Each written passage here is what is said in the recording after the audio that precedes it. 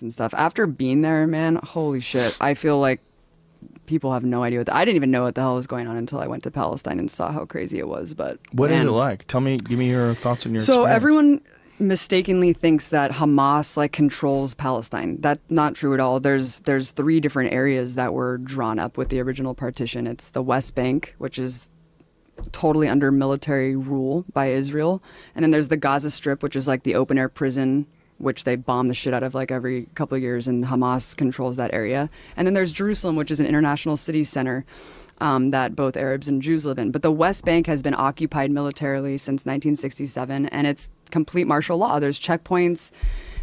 All political parties are illegal. You can't, having a gun is like the least of it. You can't hold a flag. You can't belong to a political party. You literally can't do shit if you're a Palestinian. You just have to sit there and submit.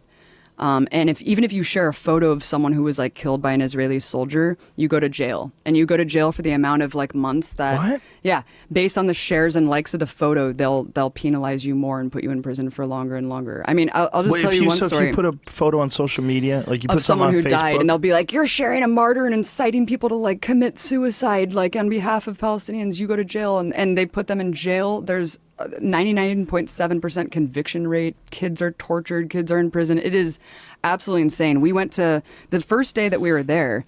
We went to a funeral of some guy, some farmer who was shot by Israeli forces, and we went to the funeral. It was horrible. You know, all the women are wailing and crying. And as we're leaving, the Israeli forces had set up a checkpoint right outside of this dude's house and started tear gassing and shooting rubber bullets like at people who were simply attending the funeral, just to punish people for attending the funeral.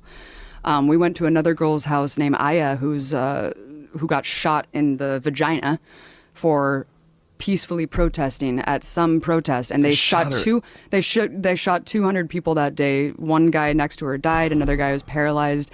They have a policy called shoot to cripple, where they shoot guys in the dicks. Yeah. Oh, it is fucking nuts, man. The West Bank is no joke. I thought that I was going to die several times. We were at this checkpoint going through Calandia, and there was this old man walking, like clearly drunk or something, and kind of like walking a little bit toward the checkpoint. They started shooting at him. Bullets are ricocheting off the thing. And my partner Mike, who was an invading soldier of Iraq, was just like, we're going to die. Like, they're shooting this guy. There's bullets ricocheting. It was absolutely insane. And as we go through the checkpoint, the soldier's like, hey, stay safe out there. And I was like, yeah, when you guys are arbitrarily shooting people. And the person who was driving us had just told us that a couple months prior to that, some woman, Palestinian woman, because you can't go to Jerusalem. Like, if you're Palestinian, there's like barely any Palestinians who are even allowed to go pray at the most holy site, the Dome of the Rock in Jerusalem. You can't go to the beach. You're just completely constricted in a prison, and you can't travel. And he was just telling us that months before we went through this checkpoint, someone was going through the checkpoint because they got a permit to go into Jerusalem, which is like a lifetime golden ticket, like Willy Wonka. And they're walking, and she just got executed. And then what? Yeah, she just got executed, and she was bleeding out at this checkpoint, and her little brother tried to help her, and they shot him too. And they're like hiding the video of this. Why And this is they just a shoot day her? because they fucking hate Palestinians, and Palestinians are animals to these people. It's sick, man. It's sick. It's really, really sick, Joe. And I couldn't even get into Gaza. We were banned from going into this territory because I was told by the Israeli government that I was a propagandist and that I was like an enemy agent. And so I wasn't allowed to go into Gaza. So Gaza's hell, but the West Bank is under martial law, and everything's illegal, and you can't do a goddamn thing. And it's super cool. Like, we went to this place called Ramallah that was just like Oakland, where they're smoking weed. There's like openly gay people there. Like, it's just completely different than what people think of Palestine, you know? People think of it as just a bunch of people with turbans on blowing themselves And up. Hamas is like, you elected Hamas. And like, well, Hamas doesn't want Israel to exist. It's like, well, actually, Hamas is controlling this one area for a reason, because it was built as this surplus when Israel was created. Millions of refugees were put miles away from the homes that they were ethnically cleansed from and put into refugee camps in Gaza. And when the Israeli military wanted more and more land, by the way, all settlements in Israel are illegal.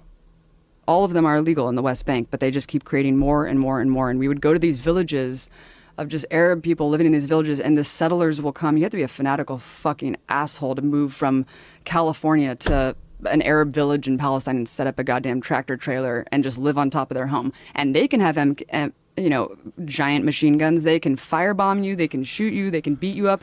They're protected by the state. You can go with a tractor trailer, set up a home. The state immediately runs a water line, a power line, and a military outpost to protect you. And the Arabs are just sitting there waiting to get killed or attacked.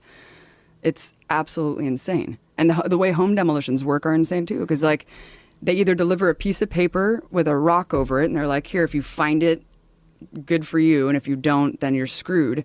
And that's if you're lucky. If you're not lucky, your home will be invaded by settlers, and you'll be forced out of your home. There's videos of this all over the internet of like groups of settlers going and literally taking over Arabs' homes, and then they just are forced out. It's crazy, man. It's completely way crazier than I ever could have imagined. How long were you over there for? A month. Whoa. Yeah. Yeah. And we were simply, and people want to quabble about like, oh, it's not apartheid. There are different fucking license plates for Arabs and Jews. Like, you cannot go to areas. Like, Israeli soldiers were arbitrarily set up checkpoints and just shut you out of your neighborhood and force you to walk 3 miles to your home. Like, they can do whatever they want because you are under martial law. And you have no mobility, like you have no freedom. So it's really bad. And we just did a whole series on the Empire Files talking about how Israel was created up until today. And we go over like the settlements, the demolitions, the jail, and why I think there's no hope from within Israeli society to change. Because it's becoming a more theocratic state and a more fascist state as it grows. Because you have to be to maintain this Jewish supremacist state. You have to be like more fascist and more controlling and more militaristic in the way that you rule society, just like the US. I mean, people who were considered outlier fringe assholes 30 years ago are now like the Christian evangelicals are now in power. It's really, really crazy. I mean, it's not the same because Israel is a white nationalist, like ethno-supremacist state. And you see the way that they treat Ethiopians and Israelis. It seems like a lot of Israelis, well, think about this. In order to really reject the notion, it's like rejecting being an American. It's like such a hard thing for people to really accept.